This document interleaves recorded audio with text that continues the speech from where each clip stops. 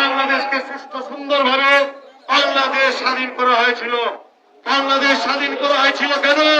যে আমরা সকল ধর্মের মানুষ শান্তিপ্রিয় ভাবে আমরা এই বাংলাদেশে বসবাস করে আসব।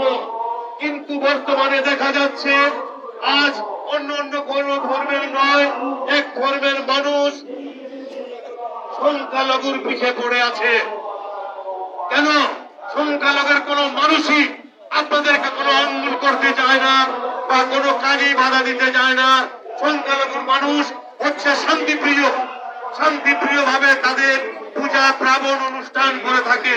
তাহলে কেন আপনারা তাদেরকে উস্কানি দিয়ে তাদের উপরে জুলুম করছেন? আজকে ঢাকা শহর সহ সারা বাংলাদেশের জেলা উপজেলায় আমি বিশেষভাবে শুধু অন্য ধর্মকে নয়, আমি সারা বাংলাদেশের মানুষকে অনুরোধ করব যে আপনারা আপনাদের চিন্তা ভাবনা জানোয়ার রূপে নয়, মানুষ রূপে চিন্তা ভাবনা করে।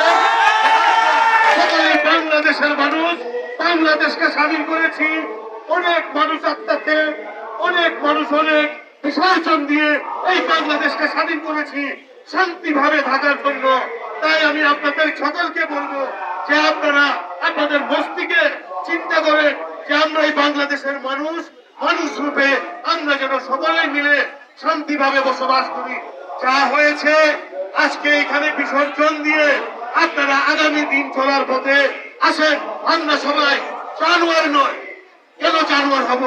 আমরা এই বাংলাদেশের মানুষ, মানুষের ভাবে, মানুষের রূপে, মানুষের আত্মা নিয়ে আমরা সকল ধর্ম, হিন্দু বৌদ্ধ খ্রিস্টান যারা আছি সবাই আমরা এক অপরের সাথে হাত মিলিয়ে, হাতে হাত রেখে, কাঁধে কাঁধ রেখে সকল ধর্মের মানুষ আমরা সুন্দরভাবে এই বাংলাদেশকে গড়ি এবং সারা বিশ্বের জানিয়ে দেই যে এই বাংলাদেশে কোনো হিংসা নেই, কোনো হানাহানি নেই, কোনো ধর্ম নেই। সকল মানুষ একসাথে হাতে হাত মিলিয়ে, কাঁধে কাঁধ মিলিয়ে, হিন্দু বৌদ্ধ খ্রিস্টান যারা আছেন হিন্দু সকলে একসাথে মিলে এই বাংলাদেশকে পরিচালনা করছে এবং এই বাংলাদেশে স্বাধীনভাবে বসবাস করছে। আপনাদের কাছে সারা বাংলার মানুষ কাছে অনুরোধ, আসেন আমরা আগামী বাংলাদেশ করি ধর্মমুক্ত। আরে আমরা এই বাংলাদেশকে একটি ধর্ম যেটাকে বলা হয় মানুষের জন্য মানুষ, ভালোবাসা করে আমরা এক অপরকে পরিচয় দিয়ে এই বাংলাদেশকে আমরা সুস্থ সুন্দরভাবে চালিয়ে নিতে পারি। এই বলে আমি আমার বক্তব্য শেষ করছি। সবাইকে ধন্যবাদ। এবং আগাম দুর্গা পূজায় শুধু হিন্দু নয়, আমি বাংলাদেশের সকল মানুষ, মানুষ বলতে যারা আছেন এবং হিন্দু বৌদ্ধ খ্রিস্টান সবাইকে ধন্যবাদ জানিয়ে এবং দুর্গা পূজার শুভেচ্ছা দিয়ে আমি আমার বক্তব্য শেষ করছি।